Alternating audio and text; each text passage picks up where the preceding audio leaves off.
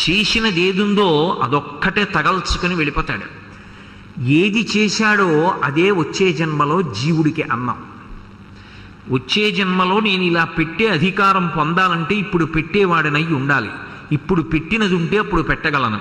ఇప్పుడు ఇలా పెట్టిన వాడను కాకపోతే వచ్చే జన్మలో ఇలా పట్టవలసిన వాడినే కానీ ఇలా పెట్టేవాడిని కాలేదు. అదే కదా శంకర భగవత్పాదుల కనకధారా స్తోత్రం. ఏమో ఏ మహానుభావుడు ఒక్కొక్క నాడు అతిథిగా వస్తాడో, ఏ కోరిక లేనటువంటి మహాత్ముడు ఒక రోజున అనుకోకుండా ఇంటికి అతిథిగా వస్తాడు.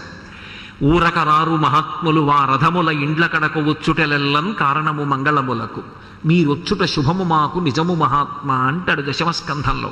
పాత్రత. అటువంటి మహాపురుషుడు ఇంటికి రావడం అంటే పరమేశ్వరానుగ్రహం కలిగితే వస్తాడు. ఆయన వచ్చి అరుగు మీద కాసేపు కూర్చుని వెళ్ళిపోయాడు అనుకోండి, సేద తీరి. పాత్రత.